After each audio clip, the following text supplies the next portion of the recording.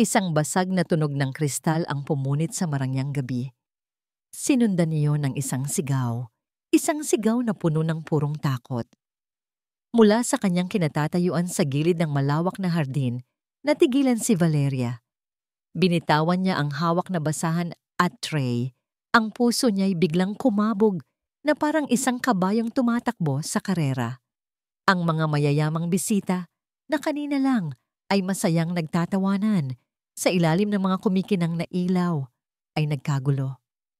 Diyos ko, si Diego. Ang pangalan na yon. Ang pangalan ng nag-iisang anak ng amo niya, ang makapangyarihang si Sebastian Valdez. Napalingon si Valeria at ang nakita niya ay isang eksenang hango sa isang masamang panaginip. Sa gitna ng nagkakagulong mga tao, nakahandusay sa damuhan ang maliit na katawan ni Diego. Nangingisay ito at may puting bula na lumalabas sa kanyang bibig. Napatakip sa bibig ang mga babaeng nakaeleganting bestida. Ang mga lalaking nakamamahaling Amerikana ay nataranta. Hindi alam ang gagawin. Tumawag kayo ng ambulansya. Bilis! Pero para kay Valeria, tumigil ang mundo. Hindi ang mga sigawan o ang gulat sa paligid ang napansin niya. Ang mga mata niya ay nakatuon sa nangingitim na labi ng bata at sa paraan ng panginginig ng mga kamay nito. Isang alaala ang bumalik sa kanya. Malinaw na parang kahapon lang nangyari. Ang amoy ng mga pinakuluang dahon sa lumang kusina ng kanyang lola sa Oaxaca. Ang magaspang na kamay nito habang tinuturo sa kanya ang isang magandang bulaklak na may kulay rosas. Apo, sabi ng kanyang lola Elena sa mahinang boses, huwag kang magpapalinlang sa ganda nito. Ang oleander, ang bawat parte nito ay lason. Isang dahon lang ang makain ng isang bata at kukunin ito ni kamatayan. Mangingitim ang labi, mangigisay ang katawan, at bubula ang bibig. Napatingin si Valeria sa mga palamuting bulaklak sa bawat mesa. Olander. Napakaganda, ngunit nakamamatay. Anong nangyayari sa kanya? Humahagulgol na tanong ni Fernanda, ang pinsan ni Sebastian, na siyang nakatayo malapit sa bata. Pero parang naparalisa sa takot. Walang kumikilos. Lahat ay naghihintay. Naghihintay sa ambulansya na maaaring hindi dumating sa tamang oras. Sino ba naman ako? Sabi ng isang boses sa isip ni Valeria. Isa lang akong tagalinis, isang hamak na katulong. Ngunit isa pang boses ang nagsalita. Mas malakas, mas matatag. Ang boses ng kanyang lola. Ang kaalaman ay walang silbi kung hindi mo gagamitin para iligtas ang isang buhay. Isang buhay. Ang buhay ng isang inosenteng bata. Sa isang iglap, nawala ang takot ni Valeria. Napalitan ito ng isang matinding determinasyon. Itinulak niya ang sarili pasulong, binabagtas ang pulutong ng mga mayayamang hindi alam ang gagawin. Excuse me po, padaan po. Narinig niya ang mga bulungan. Sino yan? Yung tagalinis lang yan. Pero hindi siya nagpatinag. Lumuhod siya sa tabi ni Diego. Ang mukha ng bata ay maputla na. Hinawakan niya ang panga nito. Ma'am Fernanda. Sigaw niya. Ang boses niya ay nanginginig. Pero puno ng awtoridad na hindi niya alam. Nataglay niya pala. Kailangan natin siyang pasukahin. Ngayon na. Napatingin sa kanya si Fernanda. Gulat na gulat. Ano? Nababaliw ka na ba? Walang oras, giit ni Valeria. Ipinasok niya ang dalawa niyang daliri sa lalamunan ng bata. Isang desperadong hakbang, isang mapanganib na hakbang, ngunit ito lang ang alam niyang paraan. Tulungan niyo ako, sigaw niya sa mga nakapaligid. Hawakan niyo ang mga braso niya. Sa wakas, isang gwardiya ang kumilos. At sumunod na rin ang iba. Ipinilit ni Valeria at pagkatapos ng ilang sandali na parang walang katapusan, sumuka ang bata. At kasama ng isinuka nito ay ang mga piraso ng rosas na bulaklak, ang lason. Hingal na napaupo si Valeria sa damuhan. Nanginginig ang buong katawan niya. Naramdaman niya ang pag-init ng kanyang mga mata Hindi dahil sa takot, kundi dahil sa ginhawa. Kasabay noon ang pagdating ng mga paramedic. Mabilis nilang inasikaso ang bata, inilagay sa stretcher at isinakay sa ambulansya. Ang gabi ay napuno ng tunog ng sirena. Dahan-dahang nawala ang mga tao sa paligid ni Valeria. Ang iba'y sumunod sa ospital. Ang iba'y umuwi na. Dala ang isang kwentong puno ng drama. Naiwan siyang mag-isa sa gitna ng nagulong hardin. Ang amoy ng suka at mamahaling pabango ay nagahalo sa hangin. Naramdaman niya ang dumi sa kanyang uniforme. Naramdaman niya ang pagod. Naramdaman niyang muli siyang naging invisible. Isa na namang tagalinis. Akmang tatayo na siya nang isang anino ang tumabon sa kanya. Dahan-ahan siyang tumingala. Nakatayo sa harap niya ang isang matangkad na lalaki. Ang kanyang mamahaling suit ay bahagyang nagusot. Ngunit hindi iyon nakabawas sa aura niyang puno ng kapangyarihan. Ang kanyang muka ay guwapo, ngunit tila inukit sa bato. Matigas at walang emosyon. Ngunit ang mga mata niya ay nagliliyab sa isang matinding pinaghalong pasasalamat, pagkalito, at isang bagay na mas malamig, hinala. Si Sebastian Valdez, ang ama ng bata. Ang hari ng imperyong ito, ang lahat ng ingay sa paligid ay nawala. Tanging ang titig lamang niya ang naramdaman ni Valeria. Isang titig na tila tumutusok hanggang sa kanyang kaluluwa. Binuksan nito ang bibig at ang boses na lumabas ay kalmado, ngunit may bigat na kayang magpatigil ng mundo. Sino ka? Tanong nito. Ang bawat salita ay malinaw at mabigat. At paano mo nalaman ang lahat ng iyon? Ang bawat mahinang tunog ng heart monitor ay parang isang martilyong pumupukpok sa bungo ni Sebastian Valdez. Nakatayo siya sa tabi ng kama sa isang pribadong silid ng ospital, isang silid na binabayaran niya ng malaki para sa katahimikan. Ngunit ang katahimikan na iyon ay mas lalong nagpapalinaw sa nakakabinging takot sa loob niya. Ang kanyang anak, ang kanyang nag-iisang anak na si Diego, ay natutulog ng mahimbing, ligtas na sa ngayon.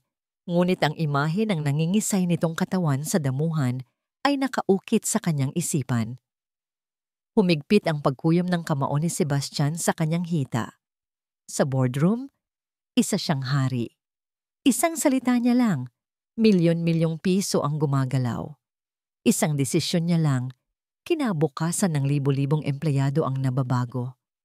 Ngunit dito, sa loob ng puting silid na ito, na amoy antiseptic, wala siyang kapangyarihan.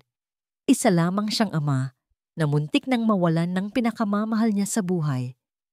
At ang pakiramdam na yon, ang kawalan ng kontrol, ang kinamumuhian niya ng higit sa lahat. Isang katok sa pinto ang pumutol sa kanyang pag-iisip. Pumasok si Ramon, ang kanyang pinagkakatiwalaang pinuno ng seguridad. Sir, magalang na sabi ni Ramon, may resulta na po ang paunang investigasyon. Hindi lumingon si Sebastian. Ang mga mata niya'y nanatiling nakatuon kay Diego. Sabihin mo sa akin, ang lason po ay galing sa mga bulaklak ng oleander na ginamit na palamuti. At ayon po sa caterer, ang nag-utos na gamitin ang mga yon para sa table arrangement ay si Ma'am Fernanda. Isang malamig na kuryente ang gumapang sa likod ni Sebastian, Fernanda. Ang pinsan niyang sa kanya na umasa mula ng maulila. Ang pinsan niyang binigyan niya ng lahat. Nasaan siya? Tanong ni Sebastian. Ang boses niya'y walang kabuhay-buhay, ngunit may bigat ng bakal. Nasa labas po, sir. Hinihintay kayo. Tumango si Sebastian. Hinalikan niya ang noo ni Diego bago lumabas ng silid. Naabutan niya si Fernanda sa pasilyo, namumugto ang mga mata at nanginginig. Nang makita siya nito, agad itong humagulgol. Seb, kamusta na si Diego? Diyos ko, kasalanan ko to. Kasalanan ko to. Pinakatitigan siya ni Sebastian, ang kanyang mukha ay isang blangkong maskara. Bakit mo pinili ang mga bulaklak na yon, Fernanda? Hindi ko alam. Mabilis nitong sagot. Ang mga mata'y nagpapakita ng matinding takot. Sinabi lang sa akin ng hardinero na maganda raw ang mga iyon. Siya ang may kasalanan. Siguradong may galit siya sa pamilya natin. Pinanood ni Sebastian ang pag-arte ng kanyang pinsan, ang mabilis na pagturo sa iba. Ang panginginig na tila isang biktimang walang kalaban-laban. Sa loob ng maraming taon, kinupkop niya ito dahil sa awa. Ngunit ngayon, wala siyang maramdamang awa. Tanging isang malamig na hinala. Mula sa pagkamatay ng kanyang asawa, natutunan niyang walang sino man ang dapat pagkatiwalaan ng lubusan. Lahat ay may tinatagong motibo. Imbestigahan niyo ang hardinero, utos niya kay Ramon, bago muling tumingin kay Fernanda. Umuwi ka na. Huwag kang lalabas ng mansyon hanggat hindi ko sinasabi. Tinalikuran niya ito ng hindi na hinintayang sagot. Kailangan niyang bumalik sa mansyon. Kailangan niyang kausapin ang babaeng yon. Ang babaeng tagalinis. Isang oras ang lumipas, nakaupo na si Sebastian sa likod ng kanyang malaking mahogany desk sa kanyang opisina sa bahay. Sa harap niya nakatayo si Valeria Romero. Pinag-aralan niya ito mula ulo hanggang paa. Nakayuko ito, ang mga kamay ay magkasalikop sa harap na para bang nagdarasal. Ang kanyang uniforme ay malinis, ngunit halatang lumana. Ang kanyang sapatos ay may kaunting gasgas. Mukha siyang simple, mukha siyang ordinaryo. Pero hindi siya ordinaryo. Umupo ka, sabi niya. Nag-aalangang umupo si Valeria sa mamahaling silyang katapat niya. Halatang hindi siya komportable. Salamat sa ginawa mo para sa anak ko. Panimula ni Sebastian, diretsahan at walang emosyon. Ito ay isang katotohanan, hindi isang papuri. May utang na loob ako sa'yo. Wala po yon, sir. Gagawin po ng kahit sino ang ginawa ko. Mahinang sagot nito, hindi pa rin nag-aangat ng tingin. Hindi, mariing sabi ni Sebastian. Walang kumilos. Lahat sila'y natigilan. Maliban sa'yo. Uulitin ko ang tanong ko kagabi. Paano mo nalaman ang tungkol sa lason? Ang lola ko po. Isang kurandera po siya sa probinsya namin. Tinuruan niya po ako tungkol sa mga halaman, ang mga nakakagamot, at ang mga nakakamatay. Isang kurandera, isang manggagamot na gumagamit ng mga halamang gamot. Tumaas ang isang kilay ni Sebastian. Kwento ng probinsya, maaaring totoo, maaaring hindi. Naiintindihan ko, sabi niya, kahit hindi siya sigurado kung naniniwala nga ba siya. Dahil sa ginawa mo, gusto kitang bigyan ng pabuya. Ibinukas niya ang isang drawer at inilabas ang isang sobre. Ibinigay niya ito sa mesa. 10 milyong piso. Nakita ni Sebastian ang panlalaki ng mga mata ni Valeria. Ang pagkabigla sa mukha nito, nakita niya ang paglunok nito, ang pagtingin sa sobre, at pagkatapos ay ang pagtingin sa sarili nitong mga kamay. Nakita niya ang isang panloob na labanan, at sa huli, umiling ito. Hindi ko po matatanggap yan, sir. Lahat ng tao ay may presyo, Miss Romero. Ang buhay po ng anak ninyo ay walang presyo. Sagot nito, sa wakas ay nag-angat ng tingin. At sa unang pagkakataon, nakita ni Sebastian ang kislap sa mga mata nito. Hindi kasakiman, kundi dignidad. Napaisip si Sebastian, ang babaeng ito ay isang anomalya, isang palaisipan. O baka naman, mas matalino lang siya kaysa sa inaakala niya. Pero sa ngayon, kailangan niya ito. Kailangan ni Diego ang isang taong nakakaalam kung paano siya poprotektahan. Kung ganoon, sabi ni Sebastian, nagbago ng estratehiya. Isang alok na lang, isang trabaho. Gusto kong maging personal na yaya ka ni Diego. Ikaw lang ang mag-aalaga sa kanya. Ikaw ang maghahanda ng pagkain niya. Ikaw ang titiyak na ligtas siya. Ang sahod mo, 250,000 bawat buwan. Muling natigilan si Valeria. Ang halagang yon ay katumbas na ng kikitain niya sa loob ng 20 taon bilang isang tagalinis. Nakita ni Sebastian ang pag-aalangan sa mukha nito. Ang pag-iisip sa pamilya nito sa probinsya, eto na, bibigay na siya.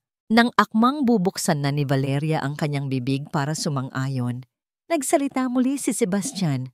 Ang kanyang boses ay mas mababa at mas seryoso. Pero hindi pa yan sapat, sabi niya, habang nakatitig ng diretso sa mga mata nito. May mas magandang paraan para masigurong ligtas ang anak ko at para masigurong ligtas ka rin. Nanatiling nakatitig si Valeria sa seryosong mukha ni Sebastian Valdez.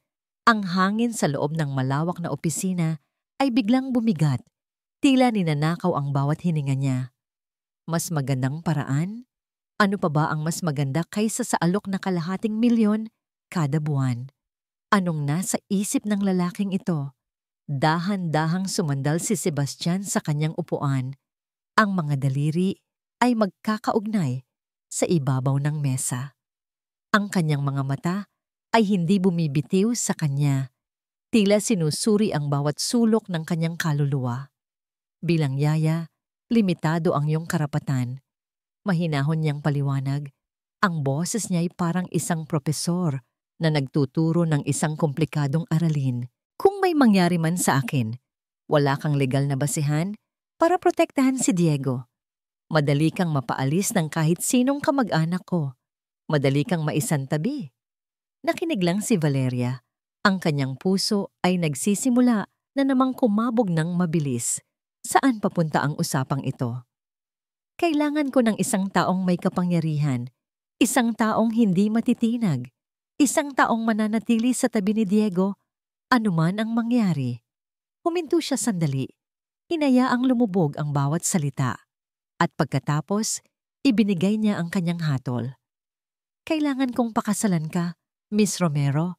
Parang binuhusan ng nagyayelong tubig si Valeria. Napakurap siya, sigurado na mali lang ang kanyang narinig. Po? Isang kasal. Pag-uulit ni Sebastian na para bang sinasabi lang niya ang presyo ng stock sa merkado. Isang kasal sa papel, isang kontrata. Mananatili kang asawa ko sa pangalan hanggang sa maging 18 si Diego. Sa panahong yun, magkakaroon ka ng lahat ng legal na karapatan bilang kanyang ina-inahan. Walang sino man ang makaka-question sa'yo. Walang sino man ang makakatanggal sa'yo. Hindi makapagsalita si Valeria. Ang kanyang utak ay tila tumigil sa paggana. Isang kasal? Sa lalaking ito na halos hindi niya kilala? Sa isang bilyonaryo? Siya isang hamak na tagalinis? Isang tawa ang biglang kumawala sa kanyang bibig. Isang tawa na walang saya, puno ng pait at hindi makapaniwala. Nagpapatawa po ba kayo, sir? Mukha ba akong nagpapatawa? Malamig na sagot ni Sebastian. Ang tawa ni Valeria ay biglang naputol at ang pagkabigla ay napalitan ng isang damdamin na mas matindi. Galit. Isang sampal. Mas masakit pa sa sampal. Parang binastos ang buong pagkatao niya. Tumayo siya. Ang panginginig ng kanyang mga kamay ay napalitan ng panggigil. Hindi po ako isang bagay na mabibili, sir. Mariin niyang sabi. Ang boses niya ay puno ng dignidad na ngayon lang niya natuklasan. Hindi po ako isang produkto na pwede ninyong ilagay sa isang kontrata para sa kapakanan ninyo. Tao po ako. Sa unang pagkakataon, nakita ni Valeria ang isang bahagyang pagbabago sa mukha ni Sebastian. Isang kislap ng gulat, respeto. Hindi niya masabi. Alam ko yan, sagot ni Sebastian. Tumayo na rin.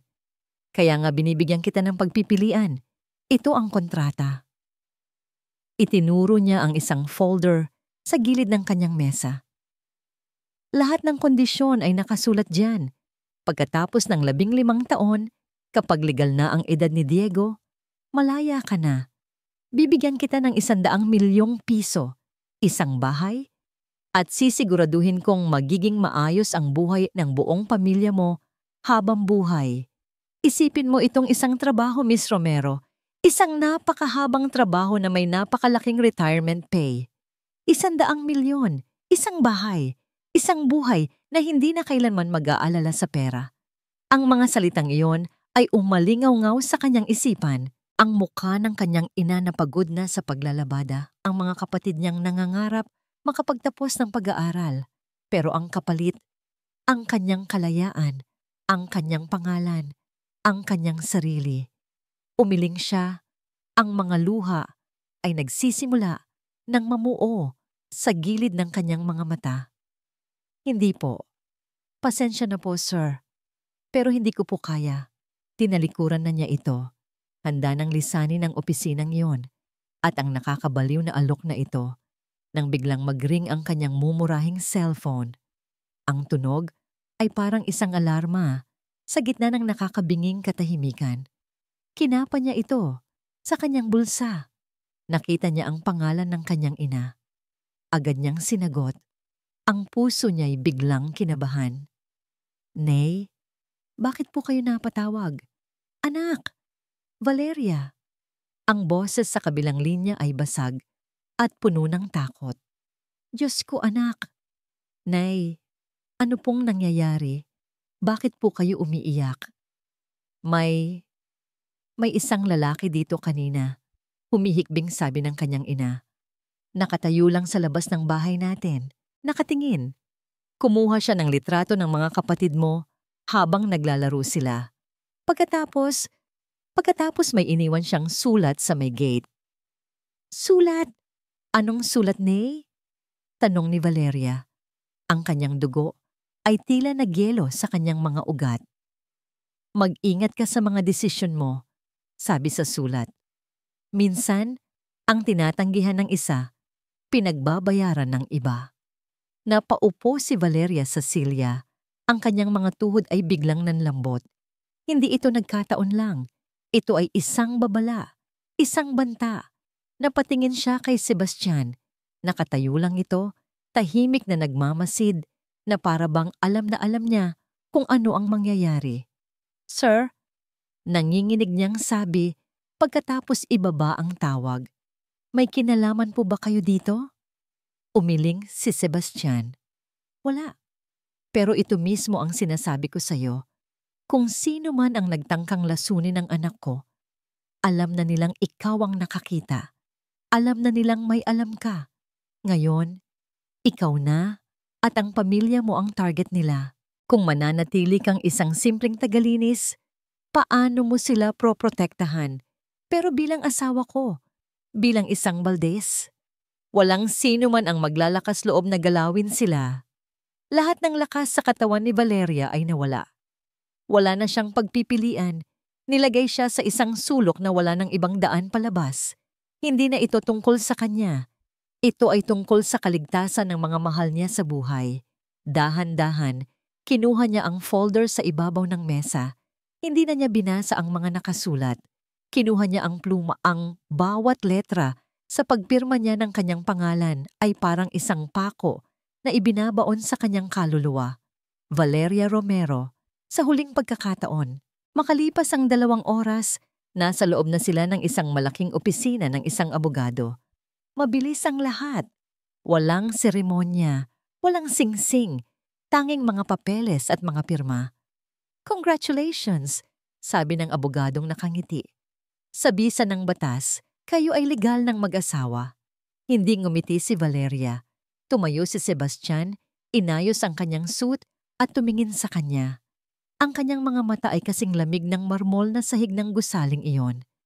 Simula ngayon, deklara niya, ang boses ay walang anumang bahid ng init o damdamin. Ikaw na si Valeria Romero Valdez. At tandaan mo, ang kasal na ito ay isang transaksyon lamang. Ang mansyon ng mga Valdez ay isang paraiso ng katahimikan. Bawat bagay ay nasa tamang lugar. Ang sahig na gawa sa marmol ay sobrang kintab na parang salamin. Ang mga painting sa dingding ay nagkakahalaga ng milyon-milyon. Ang hangin ay amoy mamahaling air freshener at lumang pera. Ito ang mundong ginagalawan ni Sebastian. Isang mundong kontrolado, organisado, at walang puwang para sa anumang gulo. At si Valeria Romero, hindi. Valeria Romero Valdez na ngayon ay isang gulo.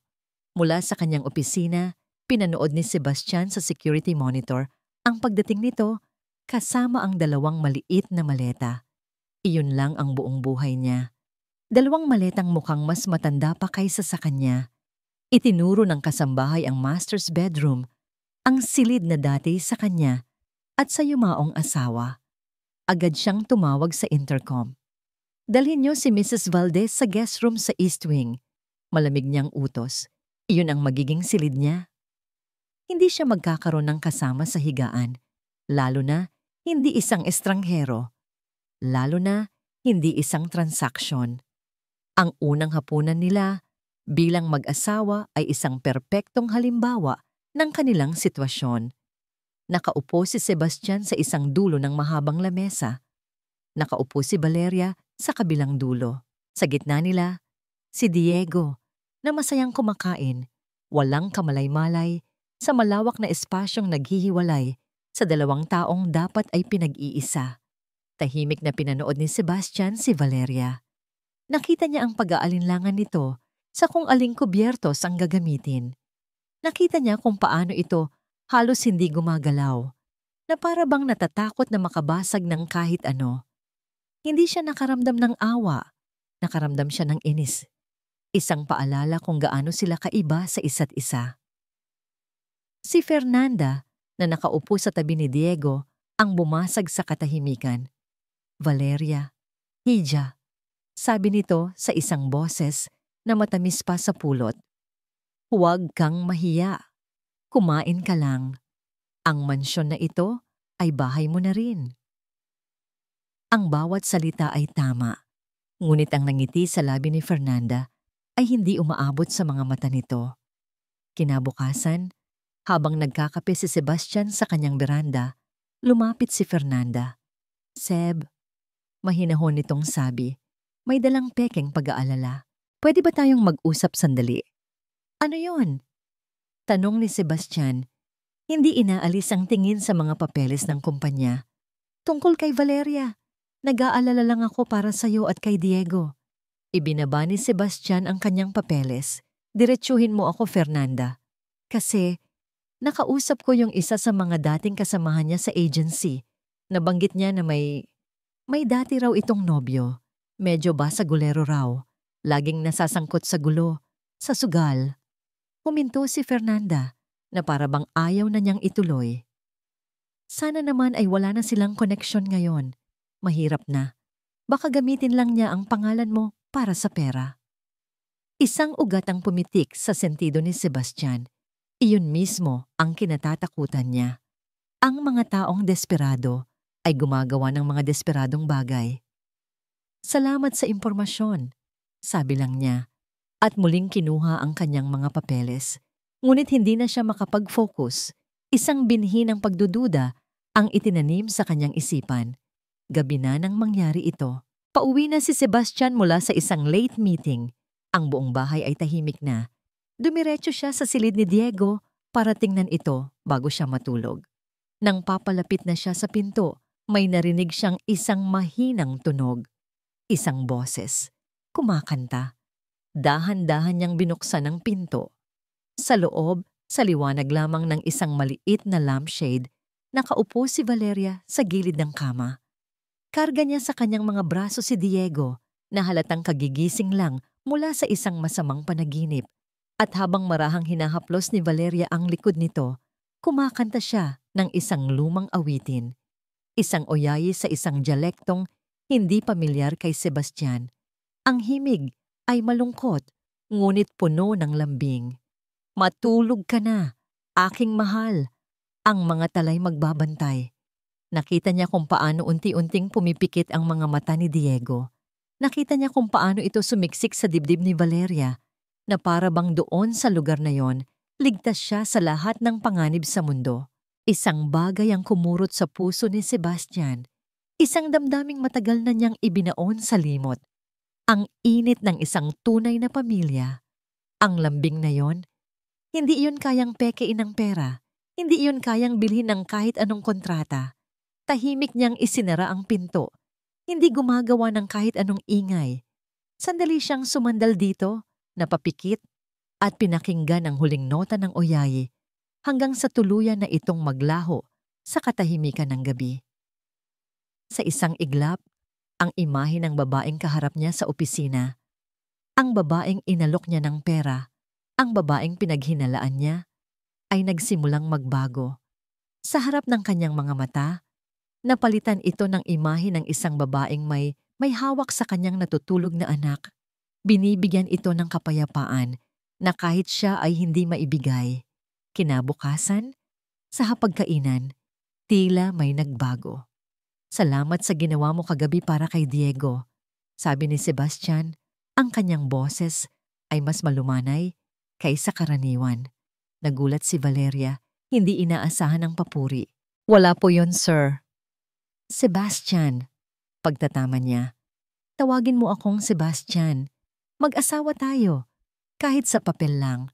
Isang bahagyang pamumula ang gumuhit sa mga pisngi ni Valeria. Sige po, Sebastian." Ngunit habang nagpapatuloy ang araw, ang maliit na sinag ng pag-asa na yon ay muling tinakpan ng mga anino. Habang nag-aayos si Valeria sa kanyang bagong silid, may napansin siyang isang bagay sa ilalim ng aparador. Isang photo album na balot sa alikabok. Dahan-dahan niya itong binuksan. Ang mga litrato ay puno ng ngiti. Si Sebastian, mas bata at walang bakas ng lamig sa kanyang mga mata. At sa tabi niya, isang napakagandang babae na may mahabang buhok at mga matang puno ng buhay. Ang kanyang yumaong asawa. Sa bawat pahina, kitang-kita ang pagmamahalan nila. Ang mga yakap, ang mga halik, ang mga tingin na para bang sila lang ang tao sa mundo. Isang matinding lungkot ang bumalot kay Valeria. Siya ay isang impostor, isang anino lamang na pansamantalang umuukupa sa isang lugar na hindi kailanman magiging para sa kanya. Ito ang babaeng tunay na minahal ni Sebastian. Ito ang reyna ng paraisong ito. Isinara niya ang album, ang kanyang mga daliri ay nanginginig. Sa kabilang banda, si Sebastian naman ay nakatanggap ng isang tawag mula kay Ramon. "Sir, naimbestigahan na po namin ang dating nobyo ni Mrs. Valdez. Totoo po ang sabi ni Ma'am Fernanda. May record po siya sa pulis, maliliit na kaso ng pagnanakaw at panloloko. At may utang din po siya sa sugal." Napahigpit ang hawak ni Sebastian sa kanyang telepono. Tama si Fernanda. Tama ang hinala niya. Subaybayan niyo siya. Utos niya. Gusto kong malaman ang bawat galaw niya. Gabi na nang muli silang magkita. Nakita ni Sebastian si Valeria na nakatayo sa may hardin, sa mismong lugar kung saan muntik nang mamatay si Diego. Nakatanaw ito sa malayo. Ang mukha ay naliligo sa liwanag ng buwan. May lungkot sa kanyang mga mata na hindi niya nakita noon. "May problema ba?" tanong niya. Umiling lang si Valeria. "Wala. Iniisip ko lang na siguro napakasaya ng pamilya ninyo dito dati." Alam ni Sebastian kung sino ang tinutukoy niya. "Masaya nga kami." Maikli niyang sagot. Isang pader ang muling itinayo sa pagitan nila. Hindi niya alam na sa sandaling iyon, hawak ni Fernanda ang kanyang cellphone sa dilim ng kanyang silid. Nagtatype ng isang mensahe. "Gawin mo na. Kailangan na nating ituloy ang plano." Kinabukasan, habang namamasyal sina Valeria at Diego sa isang parke malapit sa mansyon, kasama ang 2 bodyguard sa di kalayuan, isang lalaki ang biglang lumapit sa kanila. Magulo ang buhok nito, marumi ang damit, at may desperasyon sa mga mata. "Valeria, ikaw ba yan?" Napalingon si Valeria at ang kulay sa kanyang mukha ay biglang nawala. "Marco, ang kanyang dating nobyo. Tulungan mo naman ako, Val. Pagmamakaawa nito. Kailangan ko ng pera. May malaki akong utang. Alam kong mayaman na ang asawa mo ngayon." "Umalis ka na, Marco." Nanginginig na, sabi ni Valeria. Hinaharangan si Diego sa kanyang likuran. Ngunit huli na ang lahat. Mula sa di kalayuan, isang camera lens ang kumislap. Ilang oras lang ang lumipas, isang brown envelope na walang pangalan ng nagpadala ang ipinatong sa mesa ni Sebastian Valdez. Sa loob nito, mga litrato, Mga litratong nagpapakita kay Valeria na kausap ang isang lalaking mukhang kriminal. Mga litratong, kung titingnan mula sa maling anggulo, ay mukhang isang lihim na pagkikita. Ang maliit na init na nagsimulang mamuo sa puso ni Sebastian ay biglang naglaho. Napalitan ng nagyayelong lamig ng pagtataksil. Ang katahimikan sa loob ng opisina ni Sebastian ay mas mabigat pa kaysa sa isang bato. Ang tanging maririnig lang ay ang tunog ng mga litratong isa-isa niyang ibinabagsak sa ibabaw ng makintab na mesa. Plak, plak, plak. Bawat isang tunog ay parang isang sampal sa mukha ni Valeria. Nakatayo siya sa harap ng mesa. Ang kanyang mga kamay ay nanginginig sa gilid ng kanyang katawan. Nakita niya ang sarili sa mga litrato, ang pagkagulat sa kanyang mukha, ang desperadong anyo ni Marco, ang paraan ng paglapit nito sa kanya, ang mga larawang inareglo para magmukhang kasinungalingan. Ipaliwanag mo ito, utos ni Sebastian. Ang kanyang boses ay kalmado sa isang paraan na mas nakakatakot kaysa sa isang sigaw. Ang lamig sa mga mata niya ay kayang magpayelo ng impyerno. Nagkataon lang po na nagkita kami. Nanginginig na paliwanag ni Valeria. Siya si Marco. Dati ko po siyang kakilala. Nangihingi po siya ng pera. Pero pinaalis ko rin po siya agad. Kakilala? Tumaas ang isang kilay ni Sebastian. O ang basagulerong nobyo na may utang sa sugal na sinasabi ng mga impormante ko? Nanlaki ang mga mata ni Valeria. Paano niya nalaman? Hindi ko na po siya nobyo. Matagal na po kaming wala. Sebastian, maniwala ka sa akin. Paano ako maniniwala? Putol ni Sebastian. Tumayo at lumapit sa kanya. Ang bawat hakbang ay mabigat. Lahat ng nakikita ko ay isang babaeng nakikipagkita sa kanyang dating kasintahan. Isang babaeng posibleng kasabwat sa isang planong mas malaki. Sabihin mo sa akin, Valeria, magkano ang ibinayad sa iyo para pasukin ang buhay ko? Ang 10 milyon na tinanggihan mo, pakitang tao lang ba yon? Ang mga salita ay parang mga punyal na tumusok sa puso ni Valeria. Ang akusasyon ay sobrang sakit, sobrang hindi makatarungan. Hindi po totoo yan, sabi niya. Ang mga luha ay nagbabadyang tumulo. Alam niyo kung bakit ako pumayag sa kasal na ito. Para sa pamilya ko, para protektahan sila, o para gamitin ang koneksyon ko para tulungan ang mga taong katulad niya? Tanungan ni Sebastian. Itinuturo ang litrato ni Marco. Wala nang lumabas na salita mula sa bibig ni Valeria. Para saan pa? Ang isip ng lalaking ito ay sarado na. Ang hatol niya ay naibigay na. Tinalikuran niya ito. Hindi na niya kayang tingnan ang mga matang puno ng pagdududa. Ang mga sumunod na araw ay isang impyerno ng katahimikan. Nag-uusap lang sila kapag kaharap si Diego. Ngumingiti sila sa isa't isa. Ngunit ang mga ngiti ay hindi umaabot sa kanilang mga mata. Ang mansyon na dati paraiso ng katahimikan ay naging isang malamig na bilangguan. Isang gabi, nagising si Valeria sa malakas na pag-iyak ni Diego. Dali-dali siyang tumakbo papunta sa silid nito. Naabutan niya si Sebastian doon, sinusubukang pakalmahin ang bata. Mainit siya. Nag-aalalang sabi ni Sebastian. Ang pader ng lamig sa pagitan nila ay pansamantalang gumuho dahil sa pag-aalala para sa anak. Mataas ang lagnat niya. Agad na kumilos si Valeria. Kumuha siya ng maligamgam na tubig at bimpo. Dahan-dahan niyang pinunasan ng noo, mga braso at binti ng bata. Kumuha po kayo ng gamot, utos niya kay Sebastian. Sa loob ng ilang oras, magkatuwang nilang inalagaan si Diego. Walang usapan tungkol sa mga litrato, walang pagdududa. Tanging 2 taong nag-aalala para sa isang batang mahalaga sa kanila. Nakaupo sila sa magkabilang gilid ng kama. Ang kanilang mga mata ay nakatuon sa humihingang dibdib ng bata. Nang sa wakas ay bumaba na ang lagnat at mahimbing nang natutulog si Diego, sabay silang nakahinga ng maluwag. Salamat, mahinang sabi ni Sebastian. Tumangulang si Valeria. Tumayo siya para umalis, ngunit pinigilan siya ng kamay ni Sebastian sa kanyang braso. Valeria, sandali. Napalingon siya. Ang liwanag mula sa bintana ay tumatama sa mukha ni Sebastian at sa unang pagkakataon, nakita ni Valeria ang pagod at kalungkutan sa ilalim ng kanyang matigas na anyo. Tungkol sa mga litrato, siguro masyado akong naging marahas. Ang pag-amin na yon ay parang isang patak ng ulan sa isang tigang na lupa. Hindi nila namalayan ang unti-unting paglapit ng kanilang mga mukha. Ang distansya sa pagitan nila, na dati kasing lawak ng isang karagatan, ay biglang naging isang hibla na lang ng buhok.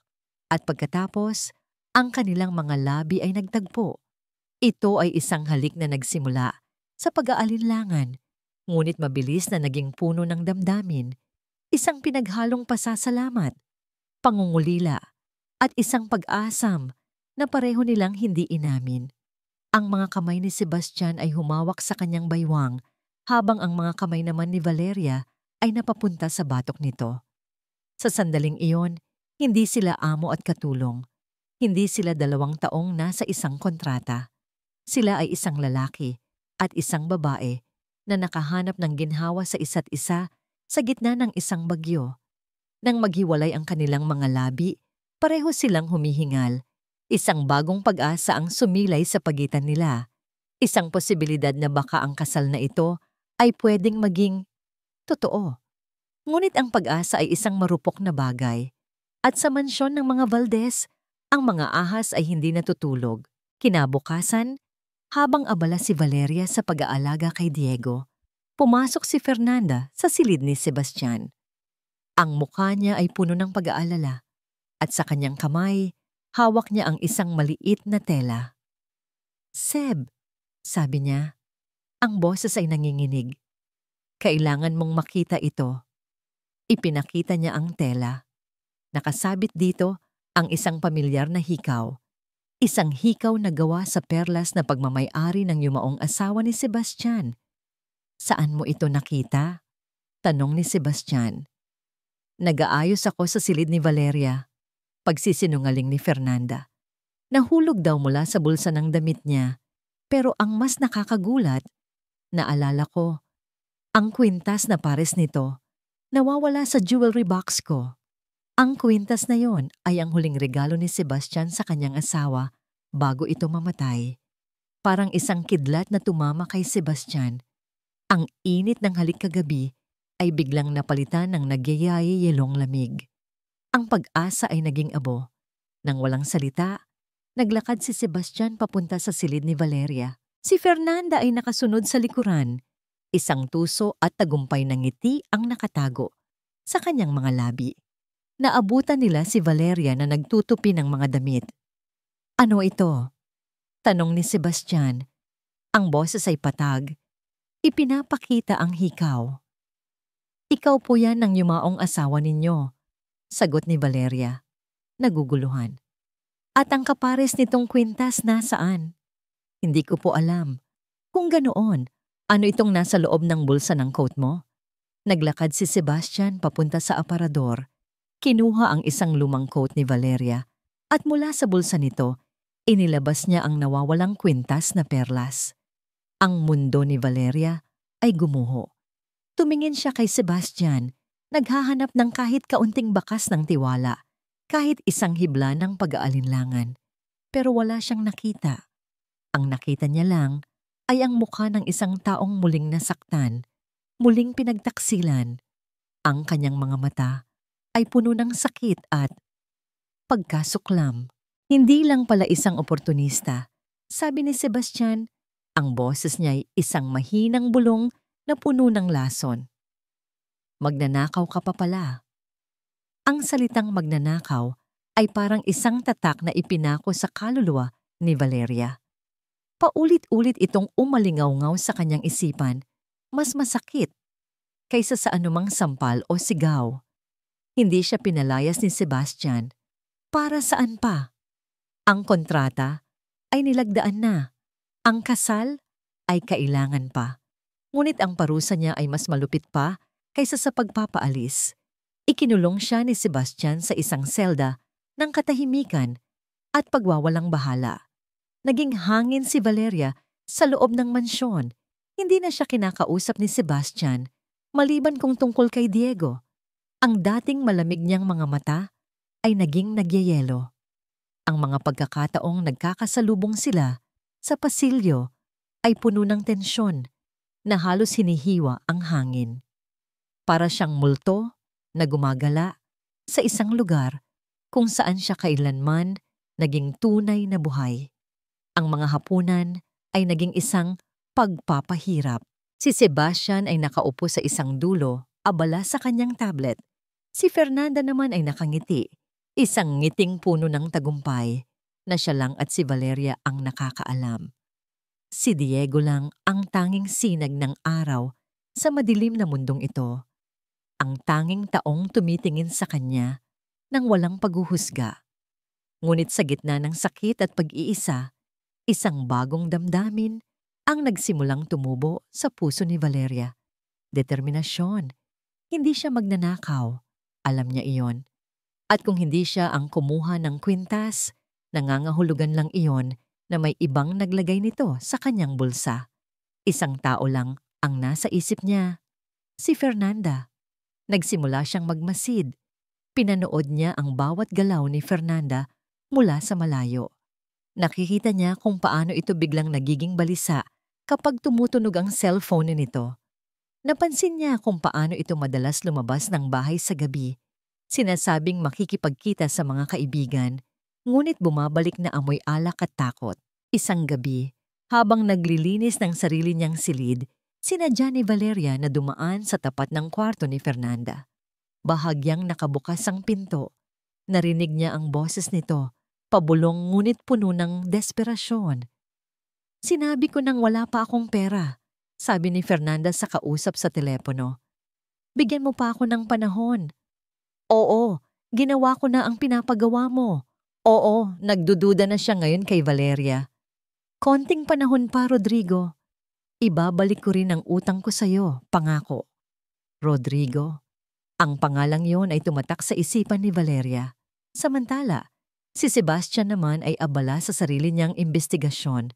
Ang pagtatangka sa buhay ni Diego ay hindi niya pinalagpas. Habang pinaiimbestigahan niya ang bawat empleyado sa mansyon, isang pangalan ang patuloy na lumilitaw sa mga lumang file ng kanyang ama. Rodrigo Salazar. Ang ama ni Rodrigo ay dating kasosyo ng kanyang ama sa negosyo. Bago pa man lumaki ang Valdez Corporation, nagkaroon sila ng matinding alitan.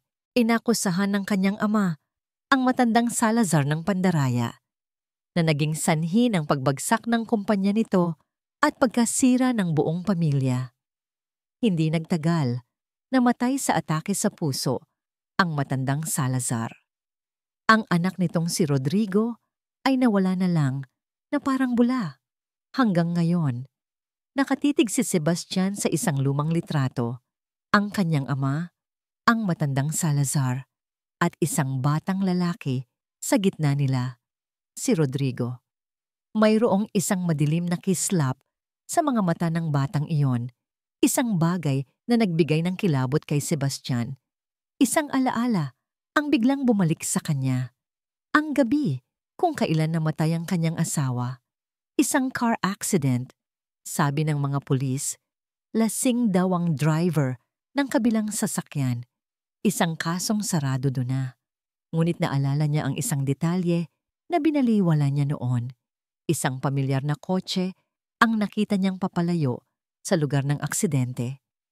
Isang kotseng katulad ng pagmamay-ari ni Rodrigo Salazar. Maari kayang hindi. Imposible. Iwinaksi niya ang ideya sa kanyang isipan. Masyadong malayo. Masyadong malinis ang pagkagawa kung ganoon. Isang gabi, sinubukan ni Valeria na kausapin si Sebastian. Nakita niya itong mag-isang umiinom ng whiskey sa kanyang opisina. Ang muka ay naliligo sa liwanag mula sa kanyang laptop. "Sebastian," mahina niyang tawag. Tumingin ito sa kanya. Ngunit ang mga mata nito ay walang laman. Parang tumitingin ito sa isang pader. "Kailangan nating mag-usap." Wala tayong dapat pag-usapan. Malamig niyang sagot. Gawin mo lang ang trabaho mo. Alagaan mo si Diego. Hintayin mo ang katapusan ng kontrata. Iyon lang. Pero hindi ako ang kumuha ng kwintas, giit ni Valeria.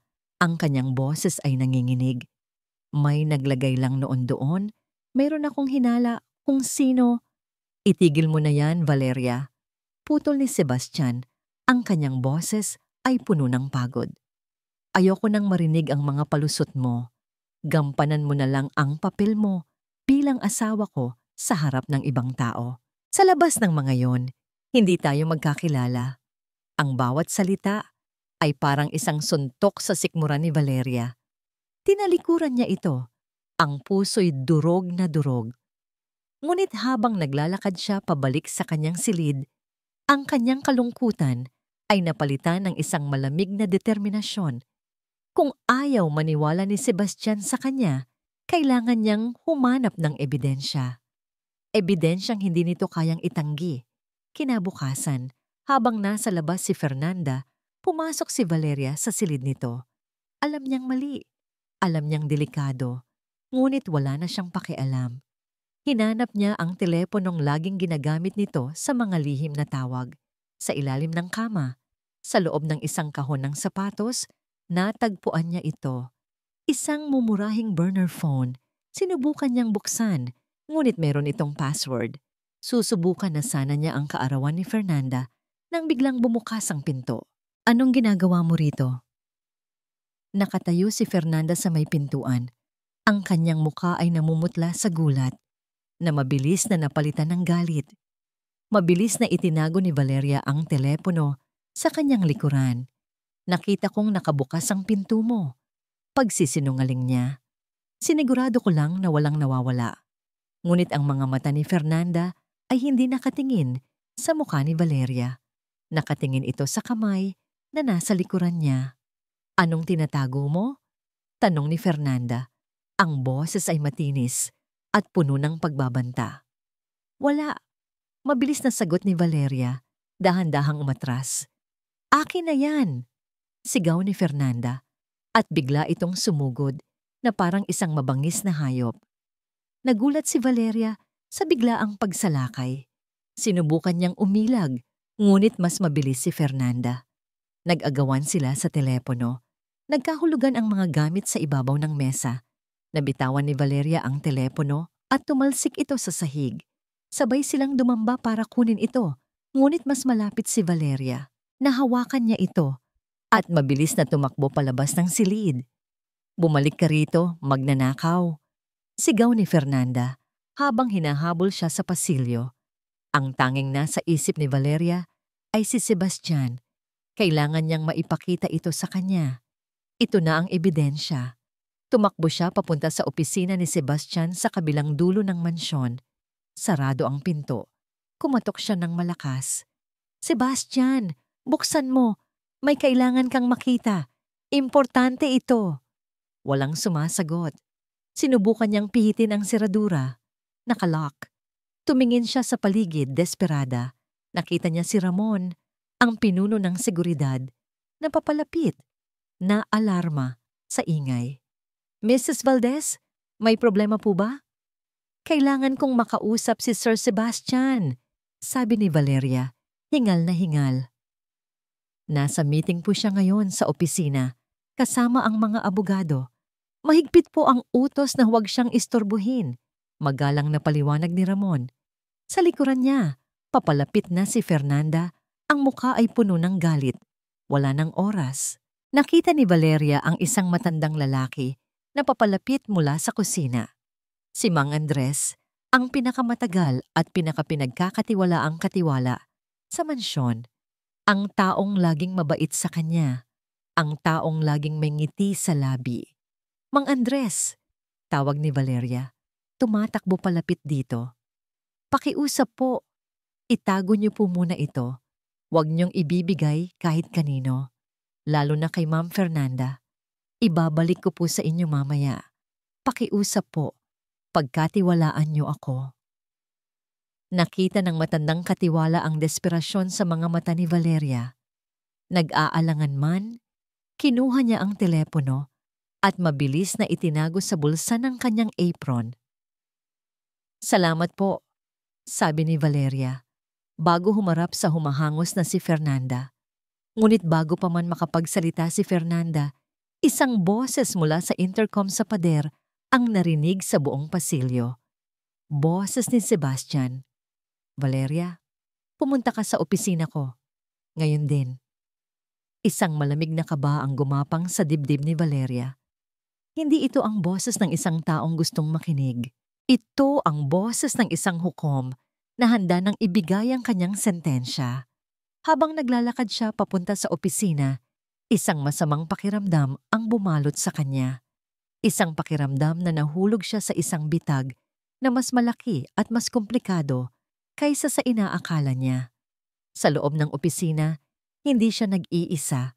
Nakaupo sa harap ng mesa ni Sebastian ang finance director ng kumpanya. At sa ibabaw ng mesa, nakalatag ang isang bank statement. Pinakatitigan siya ni Sebastian. Ang kanyang mga mata ay walang anumang emosyon. Walang galit, walang sakit. Tanging isang nakakakilabot na kawalan. "Maaari mo bang ipaliwanag ito?" tanong ni Sebastian. Itinuturo ang isang transaksyon sa papel. Tumingin si Valeria. Isang wire transfer mula sa isang corporate account ng Valdez Corporation papunta sa isang offshore bank account. Isang bank account na nakapangalan sa kanya, Valeria Romero. Ang halaga, $5 milyong. Hindi ako yan," nauutal niyang sabi. Ang kanyang utak ay hindi maproseso ang nakikita. "Hindi ko alam yan." Ang account ay binuksan 2 linggo na ang nakalipas. Paliwanag ng finance director. Ang transfer ay ginawa kaninang umaga lang. "Ito ba ang dahilan kung bakit ka nagmamadaling pumasok sa opisina ko?" tanong ni Sebastian. Ang boses ay kasing talim ng isang kutsilyo. "Para itago ang ebidensya o baka naman para kumuha pa ng mas marami?" "Hindi!" sigaw ni Valeria. Ang kanyang pagtatanggol ay puno ng desperasyon. May telepono. Ang telepono ni Fernanda. Nandoon ang katibayan. Nasa kay Mang Andres." Napatingin si Sebastian kay Ramon na nakatayo sa may pinto. "Tawagin mo si Andres." Ilang sandali lang, pumasok ang matandang katiwala. Ang muka ay puno ng pagkalito. "Andres," sabi ni Sebastian, "may ibinigay bang telepono sa'yo si Valeria?" Tumingin si Mang Andres kay Valeria, pagkatapos ay kay Sebastian. Isang patak ng pawis ang tumulo sa kanyang noo. Wala po, sir. Wala po siyang ibinigay sa akin." Ang huling hibla ng pag-asa sa puso ni Valeria ay naputol. Ang pagsisinungaling ni Mang Andres, ang taong pinagkatiwalaan niya, ay ang huling pako sa kanyang kabaong. Napatitig siya sa matanda at sa isang kisap mata, nakita niya ito. Isang mabilis, halos hindi mahahalata na pagtango mula kay Fernanda na ngayon ay nakatayo sa may pintuan. Ang mukha ay isang perpektong maskara ng pag-aalala. Ang bitag. Si Mang Andres ang kasabwat. Siya ang Noygian. Ngunit wala nang saysay ang lahat. Ang ebidensya ay hindi maitatanggi. Ang pinagkakatiwalaan niyang tao ay nagsinungaling. Ang lalaking pinakasalan niya sa papel ay nakatingin sa kanya na para siyang pinakamasamang kriminal sa buong mundo. Bumagsak ang mga balikat ni Valeria. Tapos na ang laban. Tumingin si Sebastian sa kanya. Ang kanyang mukha ay isang blankong canvas, ngunit ang kanyang boses ay nanginginig sa pigil na galit at matinding pagkasifhayo. $5 milyong, bulong niya, na para bang sa sarili lang niya sinasabi. Iyon pala ang presyo mo, Valeria. Ang bawat salita ni Sebastian ay parang isang matalim na kristal na bumaon sa puso ni Valeria. $5 milyong. Isang presyo para sa kanyang pagkatao, sa kanyang dignidad, sa lahat ng ipinaglaban niya. Nakatingin siya kay Sebastian, naghahanap ng kahit anong senyales na may pag-aalinlangan pa rin ito. Isang kislap ng duda, Isang bakas ng lambing na minsang sumilay sa kanyang mga mata nang magkasama silang inalagaan si Diego. Ngunit wala, tanging isang walang habag na pagkasuklam ang nakita niya. Hindi ako ang gumawa niyan, Sebastian. Ang huling pagsusumamo ni Valeria, ang kanyang boses ay nanginginig sa sakit. Sino ang maglalagay ng ganoong kalaking pera sa pangalan ko? Bakit ako magtatago dito kung ako mismo ang gumawa? Dahil alam mong hindi ako maniniwala sa'yo, malamig na sagot ni Sebastian. At iyan ang pinakamagandang disguise, ang maglaro bilang inosenteng biktima. Lumapit siya kay Valeria, ang kanyang muka ay puno ng pait. Lahat ng pinaniniwalaan ko sa'yo ay kasinungalingan. Ang pagmamahal mo kay Diego, ang pag-aalala mo sa pamilya mo, ang halik na yon. Nag-iwas siya ng tingin, tila nasusuklam sa sarili niya. Ang lahat ng iyon ay bahagi ng palabas. Akala ko, Valeria, ikaw ang magdadala ng liwanag sa madilim kong mundo. Pero ikaw pala ang pinakamadilim sa lahat. Mas masakit pa sa anumang suntok ang mga salitang iyon. Ang mga luha ay unti-unting dumadaloy sa mga mata ni Valeria, mainit at maalat. Nakasandal si Fernanda sa hamba ng pinto, isang ngangiting nakatago sa likod ng pekeng pag-aalala. Si Mang Andres naman ay nakatayo sa likuran ni Sebastian, ang mukha ay nakayuko, hindi makatingin kay Valeria. Umalis ka, utos ni Sebastian. Ang kanyang boses ay halos hindi na marinig, ngunit may bigat na hindi matitinag. Umalis ka sa mansyon na ito, ngayon din. Nanlaki ang mga mata ni Valeria. Pero, ang kasal sa papel? Isang transaksyon lang yan, tama? Tiningnan niya si Valeria. Ang mga mata ay puno ng hinanakit. Ngayon, tapos na ang transaksyon. Kumuha ka ng lahat ng gusto mong kunin, pero umalis ka. Huwag kang magpapakita sa akin, at lalo na kay Diego. Hindi mo pwedeng gawin yan, sigaw ni Valeria. Tumutulo ang luha. Ako ang asawa mo, asawa sa papel, sigaw ni Sebastian. Sa wakas ay sumabog ang kanyang galit. Ang kanyang boses ay umalingaw-ngaw sa buong opisina. Wala kang karapatan sa anak ko. Ang tanging koneksyon mo sa kanya ay ang kontratang ito. At dahil sa ginawa mo, masisira na iyan. Kinuha niya ang isang penholder sa mesa at walang awang ibinato sa dingding na nagkalat sa buong sahig. Lumabas ka na. Hindi na makahinga si Valeria. Naglakad siya papalabas ng opisina. Ang bawat hakbang ay mabigat na parang may tanikala sa kanyang mga paa. Habang dumadaan siya kay Fernanda, ngumiti ito ng mapait. Isang ngiting nagpapahiwatig ng tagumpay. Mas mabuti na siguro ang ganyan, Hija, sabi ni Fernanda, para hindi ka na masyadong mag-ambisyon. Hindi siya pinansin ni Valeria. Naglakad siya patungo sa kanyang silid. Hinayaan ang mga luha na bumuhos. Kinuha niya ang kanyang 2 lumang maleta. Wala nang pakialam sa mga damit o anuman. Kinuha niya lang ang kanyang mga gamit, ang mga gamit na nagpapaalala sa kanya kung sino siya bago pa man niya makilala, ang mga Valdez. Habang naglalakad siya sa hagdan, narinig niya ang boses ni Diego na tumatawag sa kanya. Nanay Val, saan po kayo pupunta? Napahinto siya. Gusto niyang tumakbo pabalik, yakapin ang bata, sabihin sa itong hindi siya aalis. Ngunit sa likuran niya, naroroon si Sebastian, ang muka ay nakasigaw ng pagbabanta. Umalis ka na, Valeria, malamig nitong sabi. Sabi ko, huwag kang magpapakita kay Diego. Sebastian, pakiusap. Guardia, sigaw niya. Ilabas niyo ang babaeng ito. Ngayon na. Walang kalaban-laban. Kinaladkad si Valeria ng 2 gwardiya palabas ng mansyon. Lumabas siya sa malaking gate at sa likuran niya isinara ito. Nakatayo siya sa labas. Ang damit ay baasa na sa biglang pagbuhos ng ulan.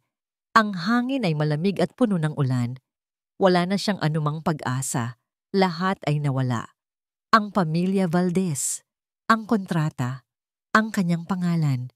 ang kaunting pag-asa na sana ay magkakaroon siya ng bagong simula, ang pag-ibig. Naglakad siya sa gitna ng dilim at ulan, walang patutunguhan. Isang hamak na tagalinis na muling naging wala. Sa loob ng mansyon, bumalik si Sebastian sa kanyang opisina. Kinuha niya ang isang baso ng whiskey at ininom ito nang walang tigil. Ang kanyang puso ay parang binibiyak sa dalawa. Ang sakit ng pagtataksil ay mas matindi pa sa dati. Hindi niya inakala na ganoon kasakit. Naglakad siya papunta sa bintana. Pinanood ang ulan na bumubuhos sa labas. Nakita niya ang isang anino na lumalakad papalayo. Unti-unting naglalaho sa dilim. Ngunit ang katahimikan ay muling pinunit ng isang tunog. Isang malakas na iyak. Mula sa silid ni Diego. "Nanay Val! Nanay Val!" Napapikit si Sebastian. Ang boses ng kanyang anak. Ang iyak ng kanyang anak. Ang tawag para sa babaeng pinagtabuyan niya. Ang kanyang sarili ay kinasusuklaman niya. Ngunit masyado nang huli. Ang iyak ni Diego ay parang kutsilyong tumatagos sa puso ni Sebastian. Maghapon itong nagkulong sa kanyang silid, tumatangging kumain, at walang tigil sa pagtawag sa pangalan ni Valeria. Sinubukan ni Sebastian na kausapin ito, ngunit tinaboy lang siya. Ang kanyang anak, na dati puno ng ngiti, ay ngayon ay isang munting nilalang na basag ang puso. Hindi niya kayang tingnan ang anak. Ang sakit na idinulot niya kay Diego ay parang salamin na nagpapakita ng kanyang sariling pagkakamali. Pero paano? Paano niya nagawa ang maliit na yon? Ang lahat ng ebidensya ay nagtuturo kay Valeria. Ang mga litrato, ang kwintas, ang 5 milyong dolyar, at ang pagsisinungaling ni Mang Andres. Si Mang Andres, ang matandang katiwala, ang taong pinagkakatiwalaan niya ng buong buhay niya. Biglang may nagbago sa isip ni Sebastian. Isang maliliit na detalye ang nagtulak sa kanya. Ang paraan ng pagtingin ni Mang Andres kay Valeria nang sabihin nitong wala siyang ibinigay na telepono. Ang mabilis na pagtango ni Fernanda. Hindi, may mali. Kinuha niya ang cellphone niya at agad na tumawag kay Ramon. "Gusto kong balikan niyo ang lahat ng CCTV footage sa loob ng mansyon mula ng araw na dumating si Valeria." Utos niya, ang boses ay puno ng determinasyon. Lahat. Bawat sulok. Gusto kong makita ang bawat galaw ni Mang Andres, ni Fernanda, at ni Valeria. Lalo na ang footage mula sa gabi kung kailan nawala ang kwintas. Magdamag na pinanood ni Sebastian ang mga footage, ang bawat sandali, bawat detalye. Nakikita niya si Valeria na masinsinang naglilinis, masayang nakikipaglaro kay Diego.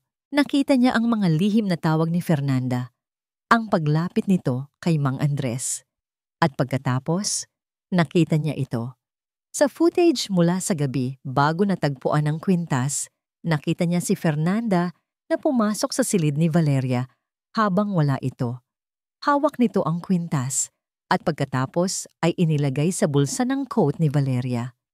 Isang matinding galit ang bumalot kay Sebastian. Galit para kay Fernanda, galit para kay Mang Andres, at higit sa lahat, galit sa kanyang sarili. Sa pagdududa niya sa isang babaeng inosente, sa pagpapaalis niya sa isang babaeng nagligtas sa kanyang anak. Bumalik siya sa footage ng insidente sa opisina. Nakita niya ang panginginig ni Mang Andres, ang mabilis na sulyap nito kay Fernanda, ang pananahimik nito. Si Mang Andres, ang taong itinuring niyang pamilya. Walang pag-aalinlangan, bumukas ang pinto ng opisina. Pumasok si Mang Andres, kasunod si Fernanda, na may matamis na ngiti sa labi. "Pinatawag niyo po ako, sir." Tanong ni Mang Andres, ang kanyang boses ay kalmado. Tila walang kasalanan. Walang sinabi si Sebastian. Kinuha niya ang remote at ipinalabas sa malaking screen ang CCTV footage na wala ang nangiti sa labi ni Fernanda. Ang mukha ni Mang Andres ay unti-unting namutla. Ipinakita ang buong kwento. Si Fernanda, na naglalagay ng kwintas sa bulsa ni Valeria. Si Mang Andres na kumukuha ng telepono mula kay Valeria at pagkatapos ay nagsisinungaling kay Sebastian. Ipaliwanag niyo ito. Malamig na utos ni Sebastian, ang kanyang boses ay tila yelo. Napasandal si Fernanda sa pader, ang lahat ng kulay sa muka ay nawala. Hindi totoo yan, Seb. May binayaran lang yan para palabasin na ganyan. Ang kamera ay hindi nagsisinungaling, Fernanda, maring sabi ni Sebastian. At ikaw, Mang Andres, matagal ka nang kasama ng pamilya. Bakit? Napayo ko si Mang Andres at sa wakas, bumuhos ang mga luha sa kanyang mga mata. Papatawarin niyo po ako, sir. May sakit po ang anak ko. Kailangan po niya ng malaking pera para sa operasyon.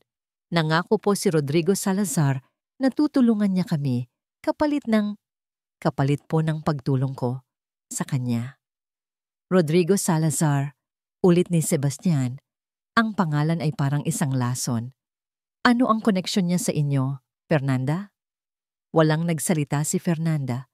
Kung hindi ka magsasabi ng totoo, patuloy ni Sebastian, ididemanda ko kayo pareho, hindi lang sa pagnanakaw at panina ng puri, kundi sa tangkang pagpatay sa anak ko.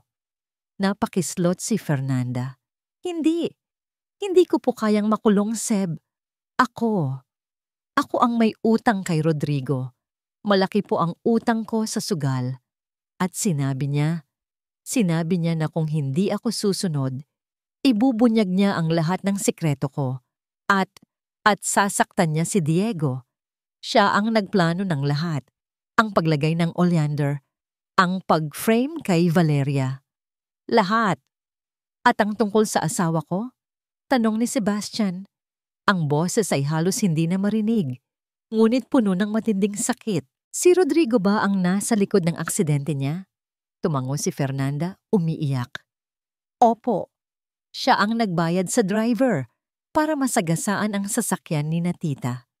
Galit na galit siya sa tatay mo.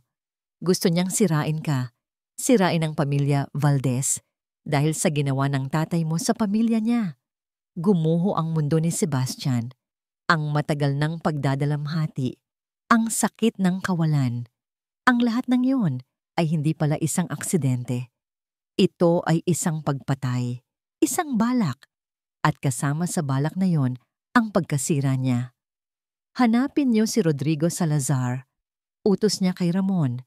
Ang kanyang boses ay kasing lamig ng kamatayan. At siguraduhin niyong mababayaran niya ang lahat ng ginawa niya. Ngunit huli na. Too late, Valdez.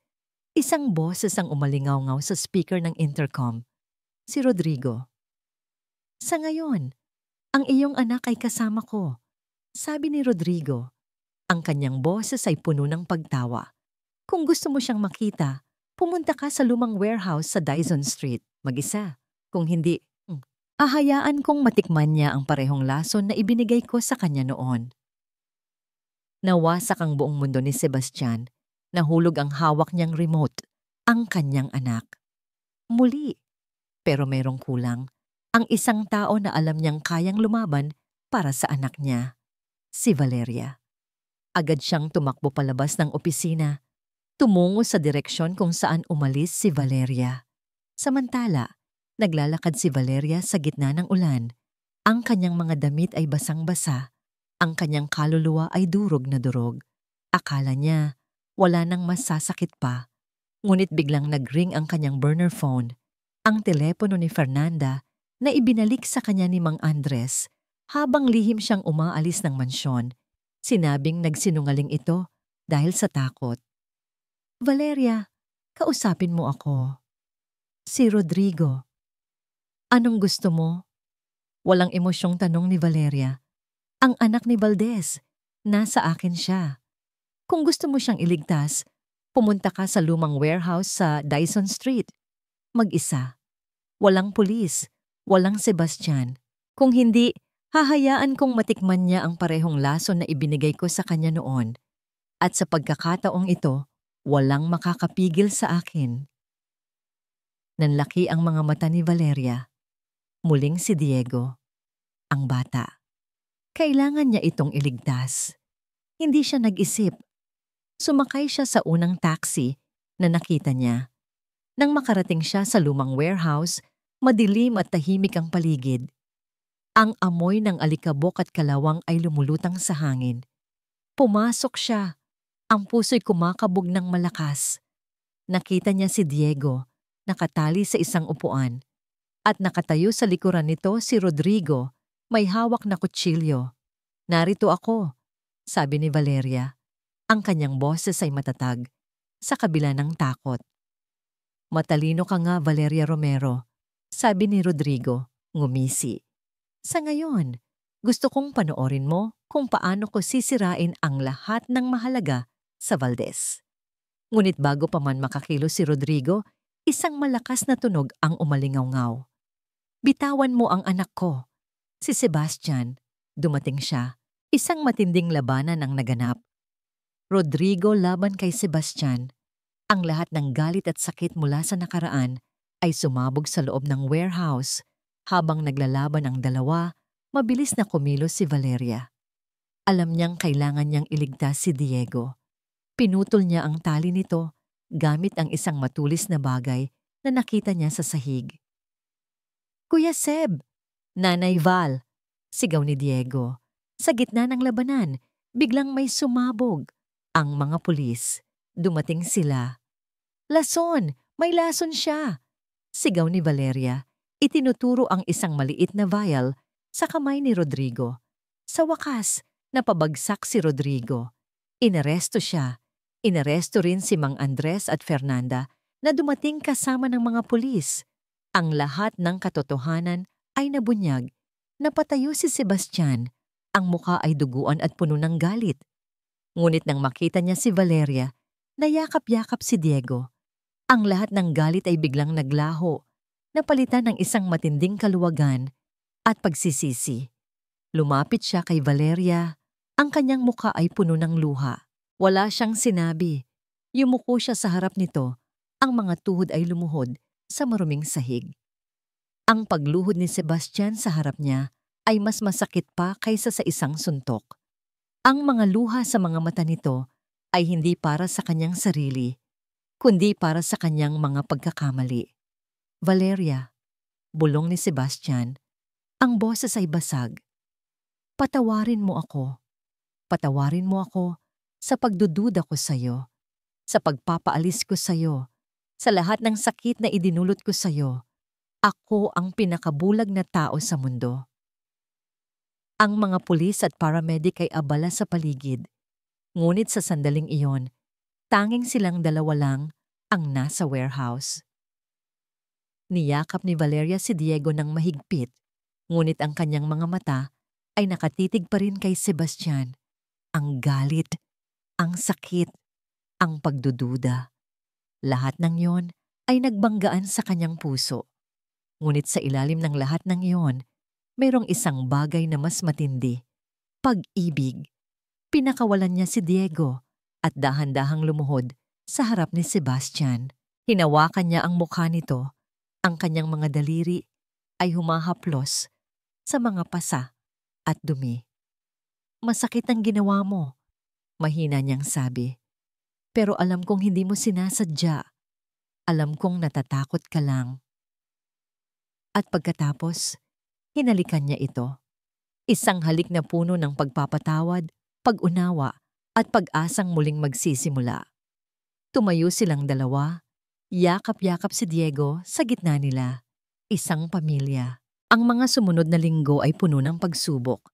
Si Rodrigo Salazar ay kinasuhan ng maramihang pagpatay, pagtatangkang pagpatay, at panloloko. Napatunayan ang lahat ng kaso laban sa kanya at siya ay nahatulan ng habambuhay na pagkakakulong. Si Fernanda, dahil sa pagiging kasabwat at sa pagtutulungan sa investigasyon, ay nakakuha ng mas magaan na sentensya. Pinayagan siyang magbayad ng danyos at magbigay ng serbisyo sa komunidad. Ngunit pinutol ni Sebastian ang lahat ng koneksyon niya sa pamilya Valdez. Si Mang Andres ay pinatawad ni Sebastian, ngunit pinayagan nitong magretiro ng may buong benepisyo. Ang operasyon ng anak nito ay tinulungan ni Sebastian bilang pasasalamat sa pagiging tapat nito sa huli. Maraming gabi silang nag-usap ni Sebastian. Nagkwento siya tungkol sa kanyang yumaong asawa, tungkol sa kanyang takot na muling magmahal, tungkol sa pader na itinayo niya sa paligid ng kanyang puso. At nakinig si Valeria, nagbigay ng pag-unawa at pagmamahal. Dahan-dahan, bumalik ang nangiti sa labi ni Diego. At ang nangiti na yon ay mas naging maligaya nang makita niya ang kanyang Nanay Val at Kuya Seb na magkasamang nagbabasa ng kwento bago siya matulog. 6 na buwan pagkatapos ng lahat ng nangyari, nagkaroon ng isa pang kasal sa Valdez Mansion. Sa pagkakataong ito, walang kontrata, walang transaksyon. Isang simpleng seremonya sa hardin, sa ilalim ng mga puting bulaklak na hindi oleander. Ang tanging bisita ay ang mga taong tunay na nagmamahal sa kanila. Suot ni Valeria ang isang simpleng puting bestida, hawak ang isang bouquet ng sampagita. Sa kanyang tabi, nakatayo si Sebastian. Ang kanyang mga mata ay puno ng pagmamahal na ngayon ay hindi na niya itinatago. Valeria, sabi ni Sebastian, ang kanyang boses ay nanginginig sa damdamin. Habang binibigkas niya ang kanyang sariling sinulat na wedding vows. Dati, kinailangan kita para protektahan ang anak ko. Ngayon, kailangan kita para kumpletuhin ang buhay ko. Ikaw ang nagdala ng liwanag sa aking madilim na mundo. Ikaw ang nagturo sa akin na magtiwala muli, na magmahal muli. Pangako ko, habang buhay kitang poprotektahan, mamahalin, at pangangalagaan, ikaw at ang ating mga anak, kayo ang aking buhay. Ang mga luha ay bumuhos sa mukha ni Valeria habang binibigkas niya ang kanyang mga vows. Sebastian, dati, akala ko, isa lang akong simpleng tagalinis, walang silbi. Pero ikaw ang nagturo sa akin na may halaga ako. Ikaw ang nagturo sa akin na karapat-dapat ako sa pag-ibig. Hindi mo ako binili. Binigyan mo ako ng pamilya. Binigyan mo ako ng bagong simula.